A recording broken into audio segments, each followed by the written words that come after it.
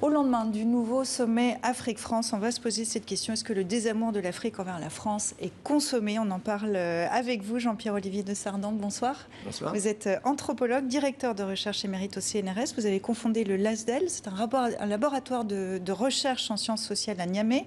Et vous êtes l'auteur de La revanche des contextes et mes aventures de l'ingénierie sociale en Afrique et au-delà, publié en avril aux éditions Cartala.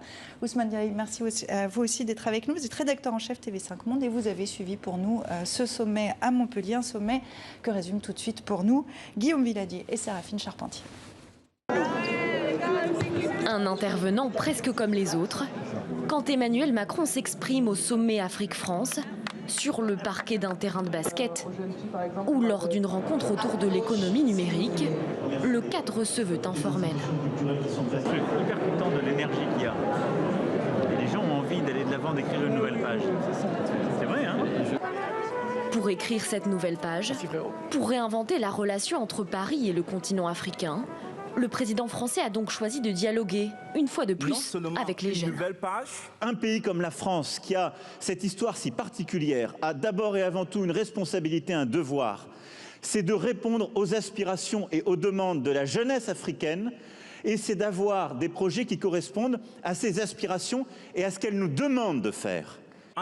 Emmanuel Macron s'est fait un peu, voire beaucoup bousculé par cette jeunesse africaine, au parler décomplexé, sans langue de bois. Aidons à développer l'Afrique, il y a tellement de misérables là-bas. C'est fini, Monsieur le Président. Donc, je partage totalement votre clarification sémantique. Je ne parle pas d'aide et je ne pense pas qu'on va développer quelqu'un ou développer un continent. Le président Macron s'est aussi fait interroger sur la question du pardon au continent africain. C'est pas vrai qu'on oubliera le passé et ses blessures. Et donc, il faut les assumer. Et donc ça passe par un discours de reconnaissance, de considération et de capacité à aller au-delà. Autre point sensible évoqué, la présence militaire française en Afrique. Jamais, en tant que président, je n'ai maintenu ou créé une base militaire qui ne soit pas à la demande d'un État souverain. Jamais. Notre vocation n'est pas de rester dans la durée. Mais il ne faut jamais oublier qui nous demande de venir, pourquoi on est là et dans quel cadre. Pour le chef de l'État français, il s'agit avant tout de favoriser la souveraineté économique et la coopération entre les pays du continent. Mais on doit réussir à bâtir une vraie monnaie régionale. C'est ça le défi. Et l'éco est un projet important. Pour le président français Emmanuel Macron, il s'agit désormais pour la France de regarder dans les yeux son passé et de construire une relation équitable et choisie avec l'Afrique. Si tant est que l'on soit déterminé. Est-ce que c'est un exercice réussi pour Emmanuel Macron? Je n'en ai pas la moindre idée. Je veux dire, je ne peux pas réagir d'abord en tant que chercheur, parce que ça n'entre pas dans le périmètre des recherches que je mène. Qu'est-ce que ça vous inspire alors? Oui, non, je peux réagir simplement en tant que citoyen, et en plus citoyen n'ayant pas assisté à ce qui s'est passé à Montpellier. Disons que je vois beaucoup de réactions que je partage, sur une certaine méfiance et un certain,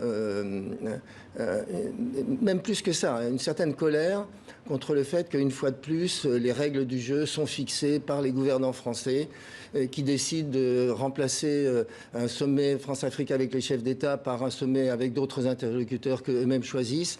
Un jour, on convoque les chefs d'État à Pau. Le lendemain, on leur dit de rester chez eux et qu'ils ne sont pas bienvenus. Ben, je trouve que c'est un peu léger comme méthode. Ça pourrait être contre-productif pour Emmanuel Macron même?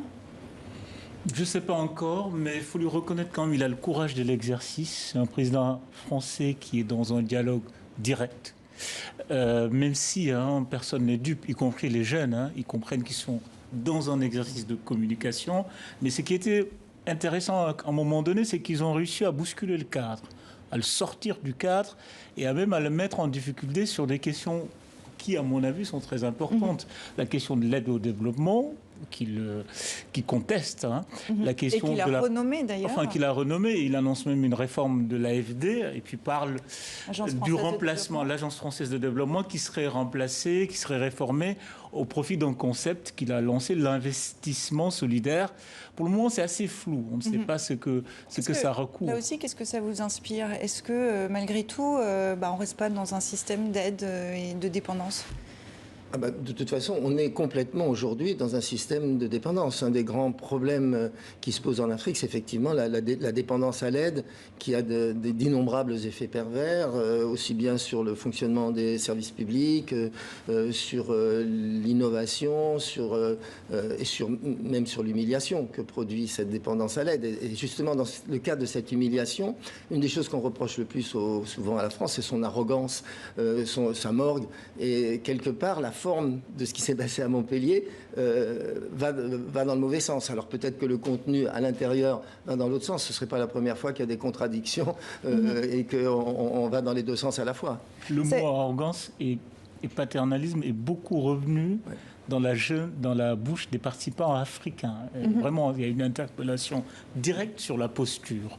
Et je pense que c'est très intéressant parce que, au fond, il y a une forme de dialogue de sourds. Et cette séquence avec Adam Dicko qu'on voit est terrible. Vous avez une jeune Malien qui vous dit « Cessez de nous parler avec ce ton paternaliste » et lui qui dit « Je ne comprends pas, je ne suis pas paternaliste ». Mais est-ce que l'exercice n'était pas paternaliste ? Enfin, de toute façon, il y a deux problèmes. C'est-à-dire, tant qu'on reste dans l'idée même du sommet Afrique-France, c'est-à-dire un continent face à un pays, de fait, l'exercice est paternaliste. Ça, on ne peut pas lui faire porter la paternité. C'est vous avez l'air un plus héritage. sceptique quand même. Pardon ? Vous avez l'air plus sceptique quand même. Pour vous, c'est paternaliste comme exercice ? Je pense que oui, votre question engendre sa propre réponse. Oui, c'est un aspect extrêmement avec deux paternaliste. réponses différentes, vous l'aurez constaté. Je le dis sans... Je ne parle pas du contenu de ce qui est dit, puisque je ne le connais pas. Je parle sur la forme qu'a pris ce sommet France-Afrique et la façon dont elle a été perçue jusqu'à ce qu'il se déroule. Je n'ai pas vu son contenu. Mais ça a été perdu en amont, en quelque sorte, avant qu'il se déroule. C'était perdu comme encore une fois où la France fixe unilatéralement les règles du jeu et décide qui va parler avec elle. Et c'est pas à elle de décider qui parle avec elle. Vous, dans votre livre, si je résume vraiment de façon très directe, on sent dans vos observations que vous avez conduites pendant des années, on sent une France qui est un petit peu déphasée avec le continent africain ?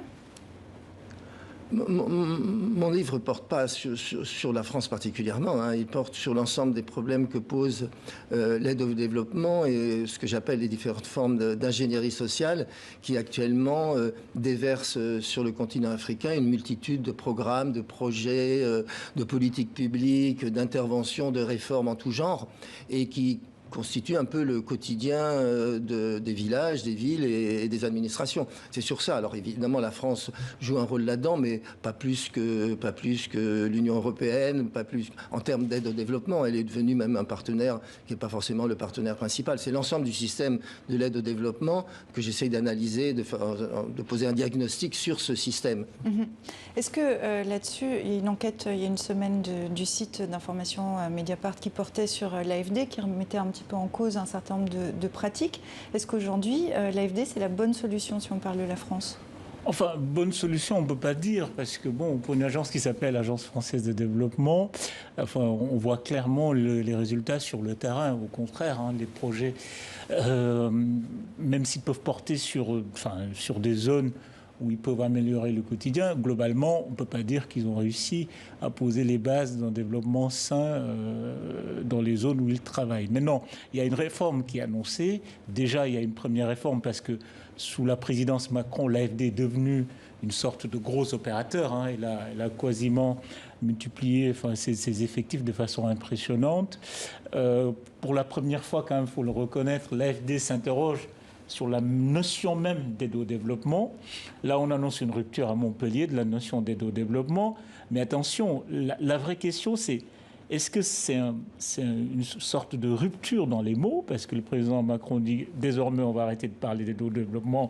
Donc, on va vers une sorte de... On renomme l'Agence française de développement.